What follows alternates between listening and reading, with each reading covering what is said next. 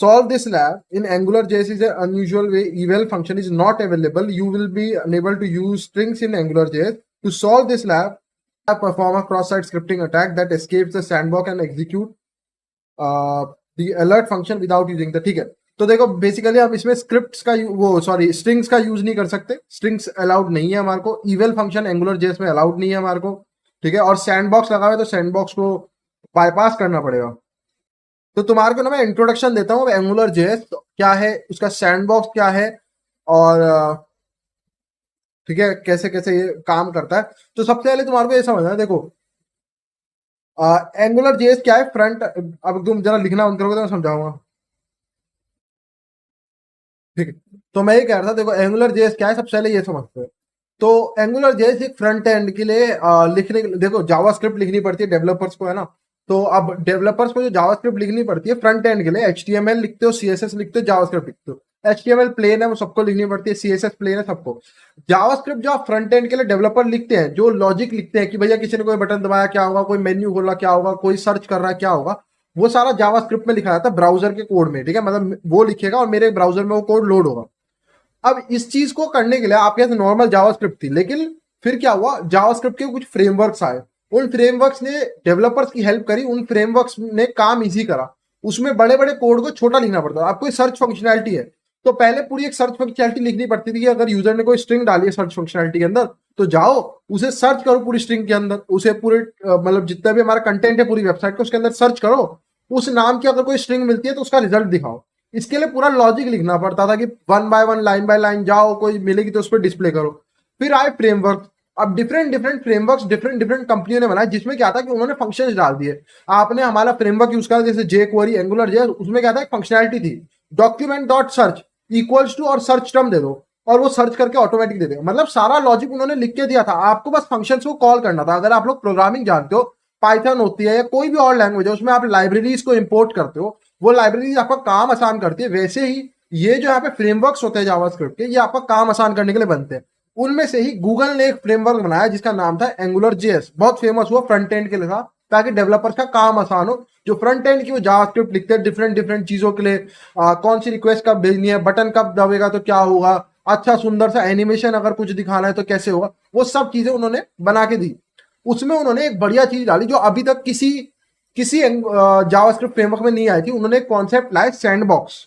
ठीक है, तो सैंडबॉक्स उन्होंने एक कॉन्सेप्ट लाया कि भाई यूजर का जो इनपुट है वो एक सैंडबॉक्स में जाएगा. अब सैंडबॉक्स का मतलब होता है प्रोटेक्टेड एरिया.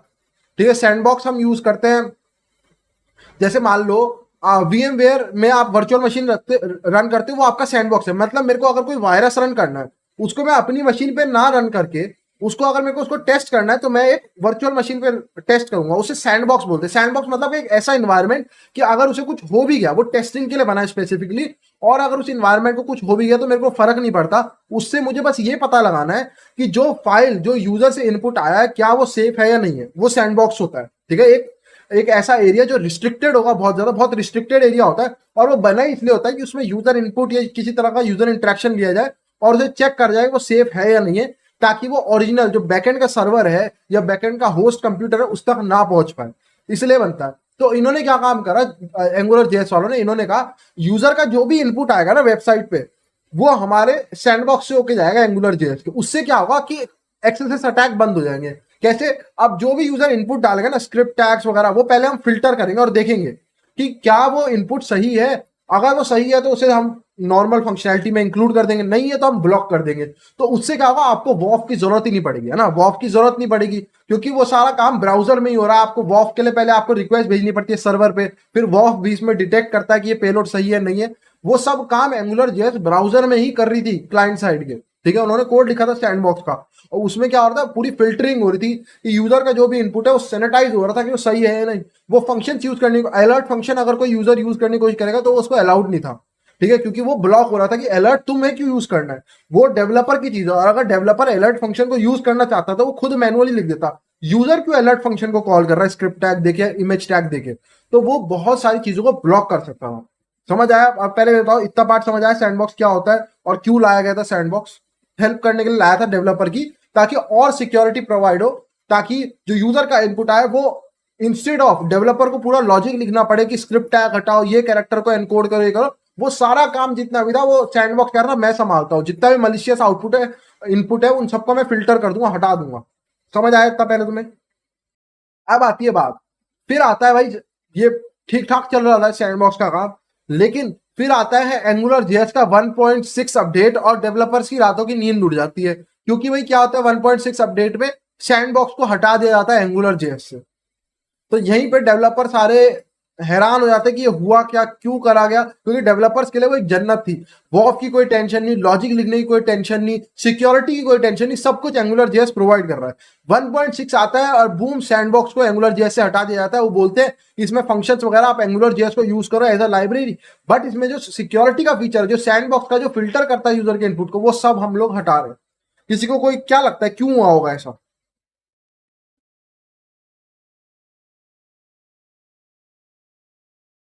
नहीं देखो, रिस्ट्रिक्टेड एरिया मैंने यहाँ पे एक्चुअली में दो सैंडबॉक्स को कंपेयर करा। अगर हम जब एंटीवायरस की बात करते हैं ना, जब हम वायरस को टेस्ट करने की बात करते हैं, तो वो एक रिस्ट्रिक्टेड एरिया होता है, उसमें टेस्टिंग की जरूरत ही नहीं, उसमें कुछ भी रन करो। यहाँ वाला जो है ना, ये वाला सैंडबॉक्स, इस सैंडबॉक्स का मेन पर्पस ये था कि उसमें हम टेस्ट करेंगे वो जो इनपुट डाला गया है वो मलिशियस है या नहीं, वो इसलिए डाला गया। ठीक है, तो वो सैंडबॉक्स, इस सैंडबॉक्स को मैंने दोनों को एक साथ रखा, इसलिए कंफ्यूज मत होना। मैं बता रहा था एंटीवायरस वाला जो सॉफ्टवेयर जो सैंडबॉक्स होता है, उसमें हम टेस्ट करते हैं, वायरस को रन करते हैं, और रिस्ट्रिक्टेड एरिया वायरस ने हैक भी कर लिया, फर्क नहीं। ये वाला सैंडबॉक्स का ये काम था कि मलिशियस इनपुट को पहचानना, कि ये जो इनपुट है वो मलिशियस। और सिर्फ ऐसा नहीं कि फंक्शन के बेस पे ब्लॉक करता था, कि वॉफ वाला काम नहीं करता था ये। वॉफ क्या काम करती है, अलर्ट वन बैन है तो कुछ भी दे दो अलर्ट वन बैन ही रहेगा। ये कॉन्टेक्स्ट चेक करता था कि जो इनपुट यूजर से आ रहा है, क्या वो इनपुट का जो कॉन्टेक्स्ट है, मतलब क्या वो जेन्युइन है या नहीं है। वो अपनी दिमाग कुछ ऐसा लॉजिक लगा के टेस्ट करता था। ऐसा नहीं था कि ये चीज बंद कर दी तो बंद ही है, वो कॉन्टेक्स्ट चेक करता था कि क्या ये चीज मलिशियस है या नहीं है। ऐसे चेक करता था अपने लॉजिक से कॉन्टेक्स्ट लगा के। तो मैं बताता हूँ क्यों हटाया। प्रॉब्लम इससे ये हो रही थी, देखो अब जैसे जैसे एंगुलर जेएस के, देखो एंगुलर जेएस के साथ सैंडबॉक्स आया, तो भाई लोगों ने क्या काम करा, उसके साथ बाईपास करके पहले एक्सएसएस का एक पेलोड निकाल दिया। उन्होंने कहा अच्छा ठीक है, उन्होंने स्टडी करा पेलोड को, उन्होंने कहा ये तरीका से बाईपास करा, ये तरीका फिक्स करा। तो ऐसे करते करते वर्जन 1 से 1.1 आया, 1.2 आया, करते करते मतलब 1 पॉइंट नहीं सॉरी 0.1 आया, 0.2 आया, ऐसे करते करते जो गूगल और एथिकल हैकर्स की रेस थी वो चलती रही आगे पीछे। वो एक फिक्स लाते थे, ये कोई नया एक्सेस का पेलोड निकालते थे, वो एक फिक्स लाते थे, ये एक्सेस का नया पेलोड निकालते थे, वो फिक्स लाते थे, वो उसका बाईपास निकालते थे। तो ऐसे भागम दौड़ी चलती रही। तो एक्सेस तो कभी बंद हुआ ही नहीं, अगर सोचा जाए एक्सेस का अटैक कभी बंद हुआ ही नहीं, एक्सेस चलता रहा, बस उसके पेलोड कॉम्प्लेक्स होते रहे और रिसर्चर्स निकालते रहे।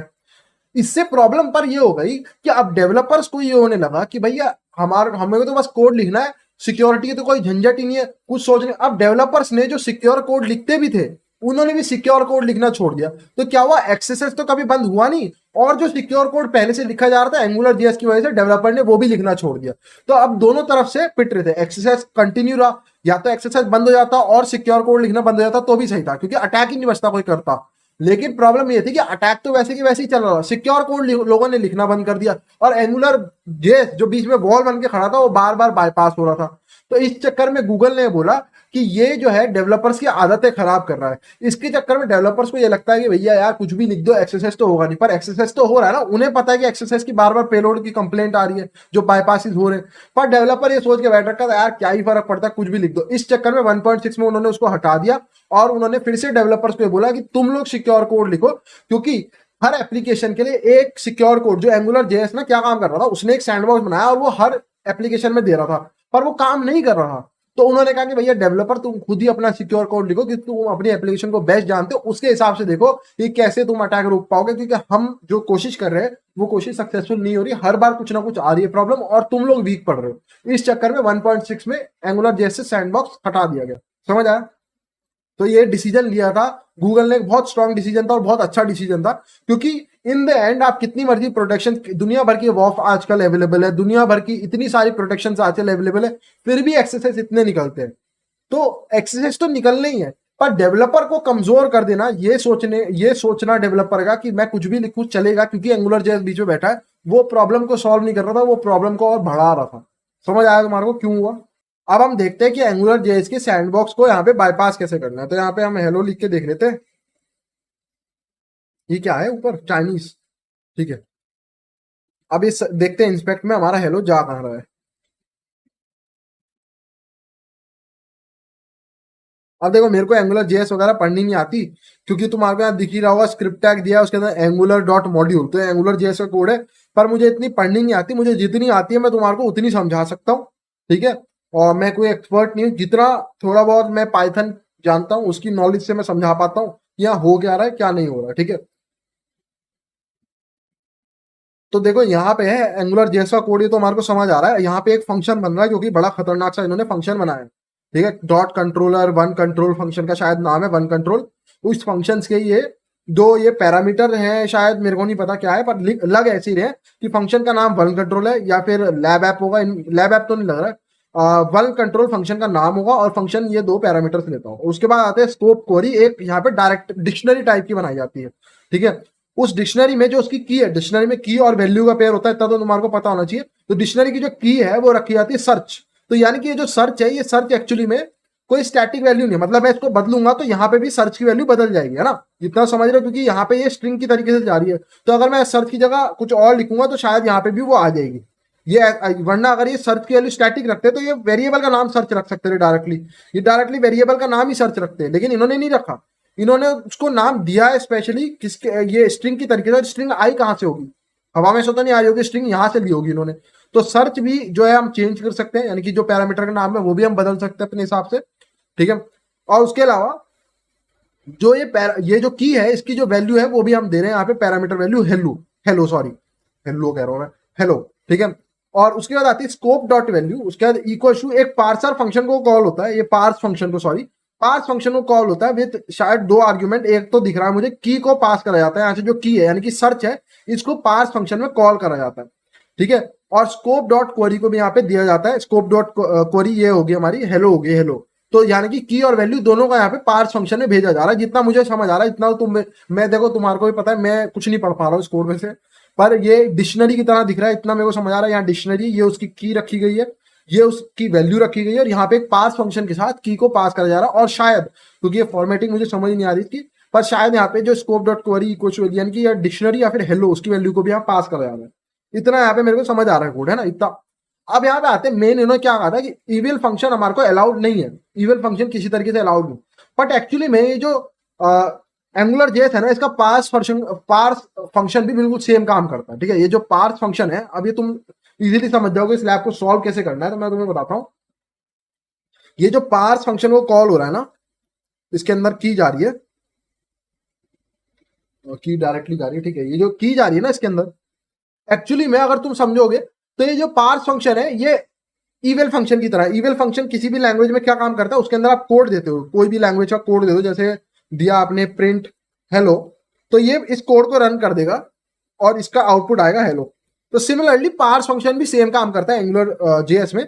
ये इसके अंदर आप कोड देते हो, इसके अंदर आप कोई जावास्क्रिप्ट का कोड दोगे ना, जैसे फॉर एग्जांपल अलर्ट वन, मैं अलर्ट वन दूंगा, ठीक है। इसके अंदर आप जो भी कोड दोगे वो कोड एग्जीक्यूट हो जाएगा, यहाँ पे वो कोड यहाँ पे एग्जीक्यूट होगा अलर्ट वन, और ये उस कोड को रन कर देगा। तो बेसिकली इसके अंदर आप पार्स फंक्शन के अंदर आप जो भी देते हो वो ऐसा कोड इंटरप्रेट होता है। लेकिन याद रखना जावास्क्रिप्ट और एंगुलर जेएस में फर्क है। तो ये यहाँ पे आपको एंगुलर जेएस का कोड देना पड़ता है, एंगुलर जेएस का code, not JavaScript. Vanilla JavaScript जो प्लेन जावास्क्रिप्ट है, ये प्लेन जावास्क्रिप्ट का फंक्शन है, और एंगुलर जेएस के फंक्शन अपने अलग होते हैं, तो वो एंगुलर जेएस का कोड देना पड़ता है।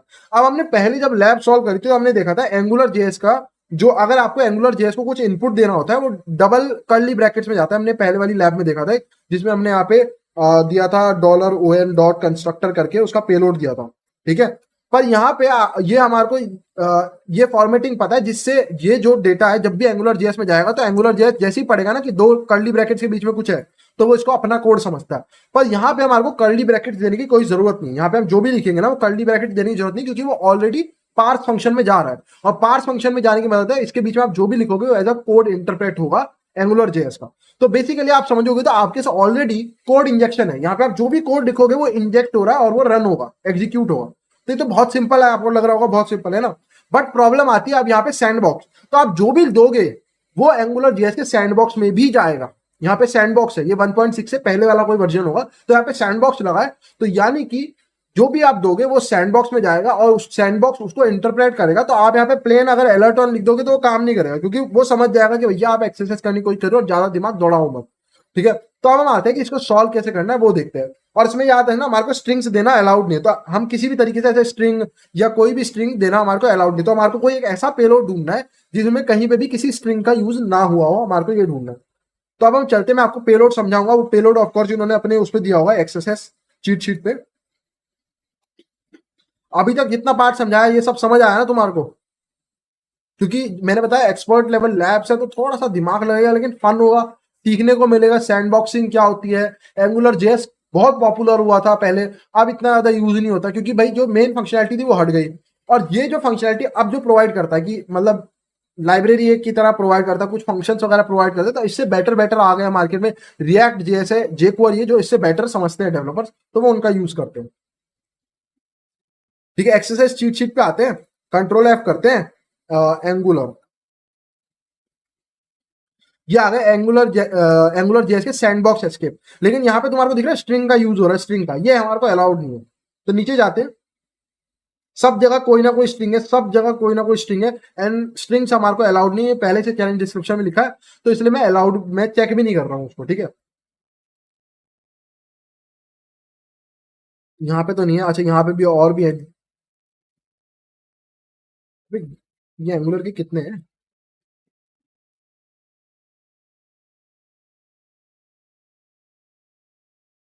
पहले इसमें चेक करते हैं, विदाउट स्ट्रिंग वाले, सब में स्ट्रिंग है।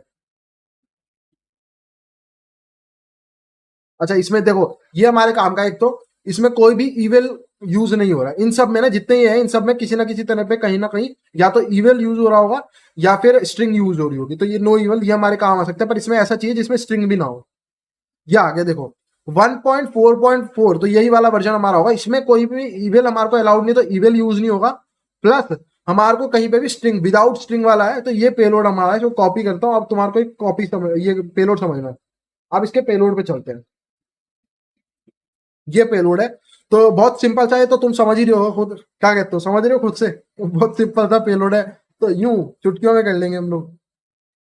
तो अब पेलोड तुम्हारे को ऐसे ही देखने को मिलेंगे, थोड़े एक्सपर्ट आ गए तो पेलोड का लेवल भी बढ़ेगा, थोड़ा सा डिफरेंट होगा, पर समझेंगे इसको भी, ऐसा नहीं है।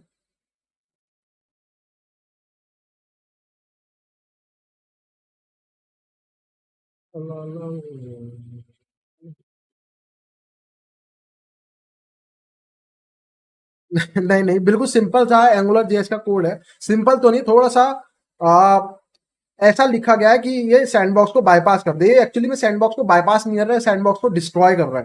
ठीक है, तो ये एक्चुअली में सैंडबॉक्स को पहले ब्रेक कर देता है, उससे बाहर होता है। एक तो होता है सैंडबॉक्स से किसी तरह चुपके किनारे से निकल गया, और एक होता है सैंडबॉक्स को बिल्कुल क्रैश कर दिया। आपने सैंडबॉक्स में एक एरर रेस कर दिया, अब सैंडबॉक्स काम करना बंद कर गया, उसके बाद आपने काम कर लिया। तो यहाँ पे कुछ ऐसा हो रहा है, अब मैं समझाता हूँ क्या हो रहा है। सबसे पहले तो आप ये लाइन डिवाइड कर देते हैं, यहाँ पे एक लाइन ये है कोड की, और एक लाइन कोड की ये है। दो लाइनें यहाँ पे आपको सेमी कॉलन से डिवाइड हुई भी दिख रही है। तो यहाँ पे बहुत सिंपल है। सबसे सबसे पहली लाइन में इसने क्या काम करा है, टू स्ट्रिंग, जो टू स्ट्रिंग एक फंक्शन है, ये स्ट्रिंग में कन्वर्ट करता है एक चीज को। ठीक है, एक चीज को लेट से मेरे को वन को अगर कन्वर्ट करना है स्ट्रिंग में, तो वन टू स्ट्रिंग ऐसे ये फंक्शन होगा। मैं अगेन मैं एंगुलर जेएस नहीं जानता, बट नाम से आपको इतना तो समझ आ रहा है, ये स्ट्रिंग में कन्वर्ट करता है किसी चीज को, एरे को भी करता होगा शायद, क्या पता, मैंने नंबर दिखाया। उसके कंस्ट्रक्टर फंक्शन के अंदर उसके प्रोटोटाइप यूजुअली यूज होता है, और उसकी सारी प्रॉपर्टीज, जितने भी उसके फंक्शंस हैं, जितने भी उसके अंदर के वेरिएबल है, उनके अंदर का कैरेक्टर है। बेसिकली ये कैरेक्टर ऐड फंक्शन को पॉइंट कर रहा है। टू स्ट्रिंग के अंदर एक फंक्शन होता है कैरेक्टर ऐड। तो ये क्या काम करता है, एक स्ट्रिंग अगर आप इसे दोगे ना, लेट से कैरेक्टर ऐड फंक्शन में तुम्हें समझाता हूँ जो कैरेक्टर ऐड यूजुअली होता है। तुमने इसे मान लो एक स्ट्रिंग दी, अब इसका सिंटेक्स तो मेरे को नहीं पता, लेट से। तो कैरेक्टर ऐड फंक्शन क्या काम करता है, एक एक करके तुम्हारा कैरेक्टर देता है, मतलब हर कैरेक्टर को ब्रेक कर देता है दो, मतलब एक एक हिस्से में। तो कैरेक्टर निकाल, एक स्ट्रिंग के अंदर से कैरेक्टर्स को निकाल के देता है अलग अलग, HELLO, तो ये निकाल के देता है। तो सबसे पहले हम लोग यहाँ पे क्या काम करते हैं, ये जो कैरेक्टर ऐड फंक्शन है ना, ये जो कैरेक्टर ऐड फंक्शन है, इसको ओवरराइड कर देते हैं। मतलब कैरेक्टर ऐड फंक्शन को हम सेट कर देते हैं डॉट ज्वाइन फंक्शन के इक्वल्स को। एक डॉट ज्वाइन फंक्शन होता है। तो अगर मैं एक डॉट ज्वाइन फंक्शन भी तुम्हें समझाता हूँ क्या होता है। एक एरे है मान लो H, बिल्कुल कैरेक्टर ऐड फंक्शन का उल्टा काम करता है डॉट ज्वाइन। तो HELL,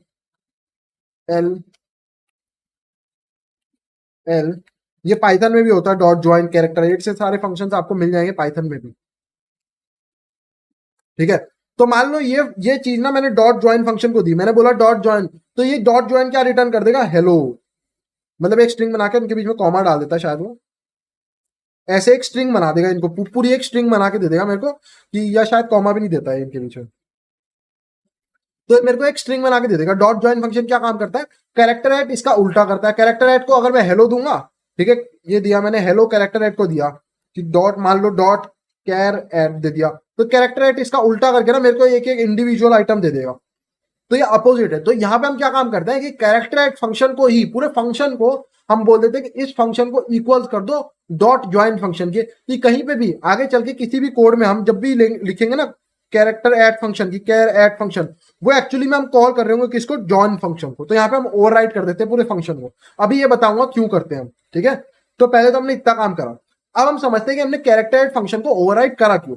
अब ये जो सैंडबॉक्स है ना, ये जो सैंडबॉक्स है, ये सैंडबॉक्स कैसे पता लगाता है कि कोई डेटा मलिशियस है या नहीं।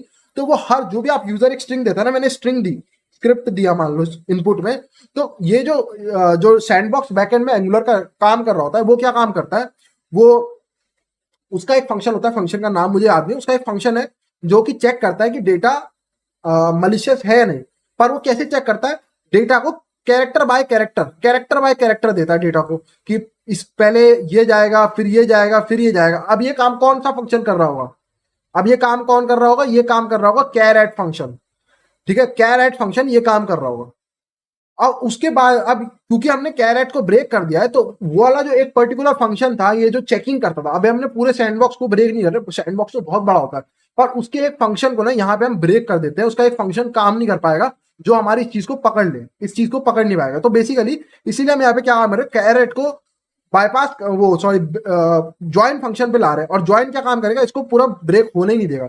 जैसे ही वो जो फंक्शन है जो चेक करता है कि ये हमारा इनपुट मलिशियस है या नहीं, वो जैसे ही इसको कोशिश करेगा कि मेरे को भाई एक एक कैरेक्टर दो चेक करने के लिए, उसको एक कैरेक्टर की जगह पूरी स्ट्रिंग की स्ट्रिंग इनपुट चली जाएगी, क्योंकि ज्वाइन हमने दे दिया था, ओवरराइट कर दिया था, और पूरी इनपुट जाने की वजह से वो पता ही नहीं लगा पाएगा कि ये मलिशियस है या नहीं। उसके बाद आता है अगला पार्ट, यहाँ पे अगले पार्ट में हम लोग क्या कर रहे हैं वो देखते हैं, ठीक है। अगले पार्ट में हम यहाँ पे इसको एक स्ट्रिंग देते हैं, वो सॉरी एक एरे देते हैं, और उस एरे के बाद हम एक फिल्टर देते हैं। ये हो गया आपका फिल्टर, जैसे लिनक्स में क्या होता है, इसे हम क्या बोलते हैं लिनक्स में, पाइप। तो ये पाइप की तरह हो गया। तो मैं एक ये देता हूँ लिस्ट, और मैं बोलता हूँ इस लिस्ट को पाइप कर दो, यानी कि इस लिस्ट को पाइप कर दो इधर। ऑर्डर बाय क्या काम करता है, सॉर्ट करता है। तो बेसिकली मैं बोल रहा हूँ इस लिस्ट को सॉर्ट कर दो। और सॉर्ट कैसे करना है, इस ऑर्डर बाय के बाद ना आप कोड लिख सकते हो जावास्क्रिप्ट का या एंगुलर जेएस का, कि इस लिस्ट को सॉर्टिंग कैसे करनी है। और यहाँ पे हम एक्चुअली में अपना कोड देते हैं कि कैसे करनी है उसकी सॉर्टिंग। तो अगर आप देखोगे तो हम ना ये पूरी ये एक स्ट्रिंग है, ये बता रहे हैं कि इस पूरे कोड को, ये डेसिमल कोड है, ठीक है, डेसिमल का कोड है, हम इसे बोल रहे हैं डेसिमल को, कि इस डेसिमल को इसमें कन्वर्ट करो, क्या बोलते हैं, इस डेसिमल को कन्वर्ट करो स्ट्रिंग में। तो इस डेसिमल का स्ट्रिंग पता क्या है, x इक्वल्स टू alert1। आप ये ऑनलाइन जाके कर सकते हो, डेसिमल टू, या डाल देना from char code in JavaScript, तो आपको ऑनलाइन एडिटर मिल जाएंगे, उसमें जाके कोड पेस्ट कर देना। तो बेसिकली यार ये मैंने क्या कर दिया, रुको एक मिनट, ये था ना, तो इसको हम alert1 कर देते हैं। तो बेसिकली इसका यहाँ पे आ जाएगा x इक्वल्स टू alert1। तो ये हमने यहाँ पे कर दिया, और मैंने क्या बोला इसको स्ट्रिंग में, तो हमने बस बेसिकली ये करा यहाँ पे पूरा काम। इसको हटाएंगे, और ये हमने यहाँ पे दिया है, इतना कोड दिया हमने, ऑर्डर बाय, ठीक है। हमने इसे, हम डायरेक्ट एक स्ट्रिंग नहीं दे सकते थे, इसलिए हमने डेसिमल को कन्वर्ट करवाया स्ट्रिंग में, ताकि हमारे को सिंगल और डबल कोट्स ना देने पड़े। अगर मुझे ये डायरेक्टली देना पड़ता तो मुझे इनके आसपास स्ट्रिंग देनी पड़ती यहाँ पे, लेकिन स्ट्रिंग हमारे को अलाउड नहीं थी। तो इसके जो जिसने भी ये पेलोड बनाया था, उसने क्या काम करा, उसने दिमाग लगाया, उसने कहा हम एक ये करते कि हम एक नंबर दे देते हैं यहाँ पे, डेसिमल नंबर्स, और फिर फंक्शन दे देते कि इन डेसिमल नंबर्स को कन्वर्ट कर दो स्ट्रिंग में, और इसकी स्ट्रिंग बनेगी x इक्वल्स टू alert1। और अब कुछ नहीं होगा। जब ऑर्डर बाय क्या काम करेगा, मैंने बताया ऑर्डर बाय क्या था, आप एक कोड दे सकते हो, जो कोड क्या काम करेगा, हेल्प करेगा इसको ऑर्डर करने में। हमने क्या कोड दे दिया उसकी जगह पे alert1, और जैसे ही alert1 कॉल होगा हमारे को पॉपअप आ जाएगा। ये था पूरा पेलोड। मैंने आपको इतना लंबा पेलोड ब्रेक करके दिखा दिया। ये पेलोड कुछ नहीं था, बेसिकली पहले हमने एक फंक्शन को ओवरराइड करा ज्वाइन पे, ताकि जो उसका एक फंक्शन है, स्पेसिफिक फंक्शन जो हमारे को दिक्कत करता है, हमारे इनपुट को पहचान लेता है कि मलिशियस है, उसको हमने ब्रेक करा। और उसके बाद हमने यहाँ पे क्या दिया, अब हमारे को अपने अलर्ट फंक्शन को कॉल कराना था, और हम डायरेक्ट नहीं दे सकते थे। ऐसा नहीं कि मैं उसके बाद में अलर्ट लिखूंगा और हो जाएगा, वो फिर भी पकड़ा जाता। तो हमने एक तरीका निकाला कि हमने यहाँ पे क्या काम करा, ऑर्डर बाय को कॉल लगाया। ऑर्डर बाय को कॉल लगाने के लिए पहले आपको फिल्टर का यूज करना पड़ता है, तो हमने यहाँ पे दिया कि इसको फिल्टर करो और फिल्टर करके इसको सॉर्ट कर दो, पाइपिंग जैसे करते हैं। इसके आउटपुट को इधर इनपुट की तरह भेजा ऑर्डर बाय पे, और ऑर्डर बाय को आपको यहाँ पे कुछ कोड देना पड़ता है कि ये जो सॉर्टिंग है ये किस कोड के हिसाब से करनी है। तो वो कोड मैंने क्या दिया, x equal to alert one. अब आप लोग कहोगे कि यहाँ पे खाली अलर्ट वन भी तो दे सकते थे, और बिल्कुल दे सकते थे, अलर्ट वन भी काम करता। बट प्रॉब्लम वही थी कि जब भी खाली अलर्ट वन, आप ट्राई कर सकते हो खुद भी, आप x equal to alert one हटाओगे ना तो हमारा कोड जो है वो पकड़ रहा है, जो सैंडबॉक्स है वो पकड़ रहा है। लेकिन जब हम x equals to alert one दे रहे हैं ना, तो उसे लग रहा है ये वैलिड कोड है, यहाँ पे कुछ यहाँ पे करने की कोशिश कर रहा है, कंपैरिजन करने की कोशिश कर रहा है, और वो इसे अलाउ कर रहा है। इसलिए मैंने बोला था सैंडबॉक्स जो है ऐसा नहीं है कि वो अलर्ट वन को पूरा ब्लॉक कर देता है, ऐसा नहीं है। वो कॉन्टेक्स्ट चेक करता है कि क्या यूजर एक्सेस करने की कोशिश कर रहा है या फिर वो सही में अलर्ट वन का कुछ यूज लेने की कोशिश कर रहा है, वो डेवलपर ही है। तो यहाँ पे हमने जब इसको कंपैरिजन दिया तो वो कंफ्यूज हो गया और उसने अलर्ट वन को अलाउ कर दिया और हमारे को पॉपअप आ गया। अब तुम्हारे को शायद पेलोड समझ आया या नहीं आया, पहले ये बताओ।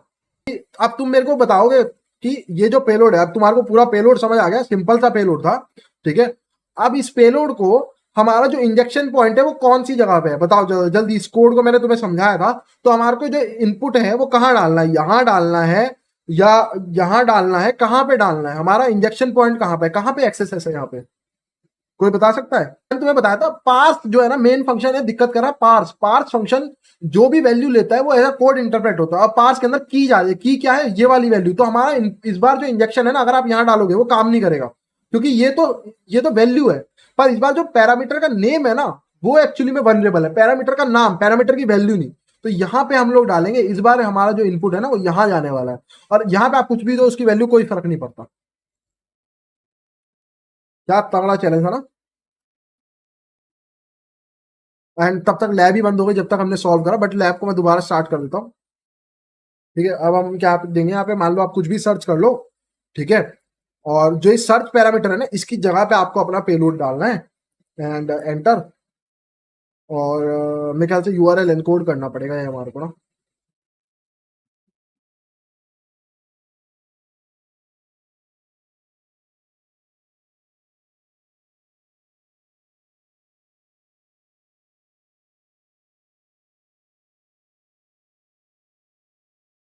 गड़बड़ तो नहीं कर रहा हूँ, एक बार चेक कर लो, सही है लगभग।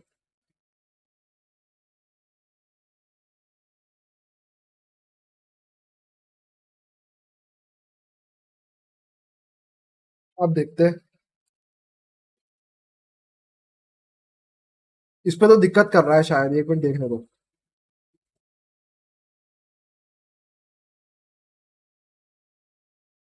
ये मेरे पेलोड्स पहली बार में कभी काम क्यों नहीं करते यार, कभी मेरे को भी तो लगे कि यार मैंने कुछ ढंग का करा है। एक बार भी ढंग से पहली बारी में काम कर जाए तो मजा आए। कहाँ है स्क्रिप्ट टैग्स।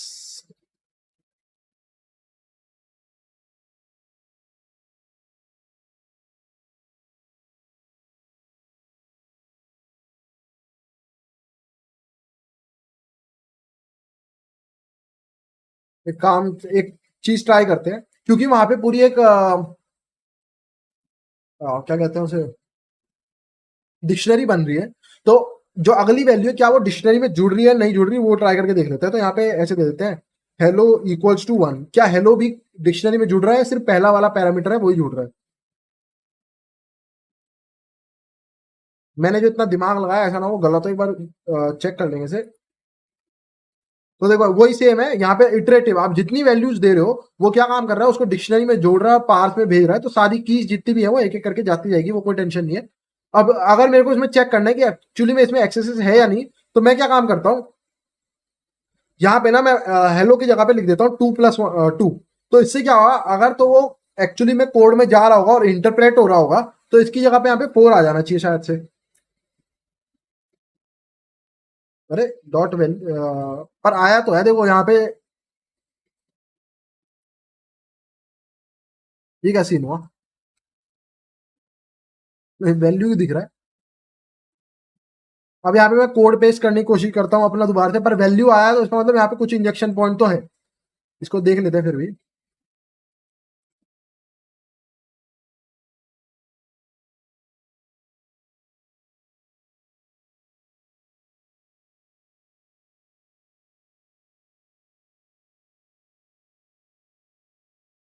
अरे मैं समझ गया, यहाँ पे हमने गलती करी, ये जो प्लस का साइन है ना, ये स्पेस के लिए यूज होता है यूआरएल एनकोडिंग में, तो इसको यूआरएल एनकोड करना पड़ेगा। तो मैं इसको प्लस कर देता हूँ, परसेंटेज 2 भी देते हैं, 2+2 दे रहा हूँ, अब मैं दे रहा हूँ 2+2, and we have injection point over here, we have 4।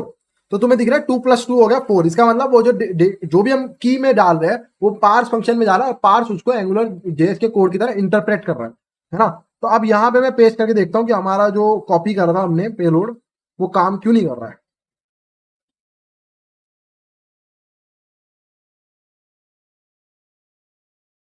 URL code तो करना ही पड़ेगा।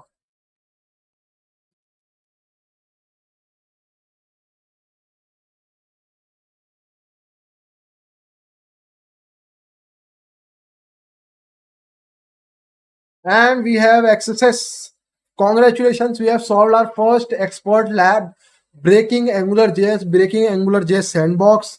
तो आई होप सबको समझ आया हो।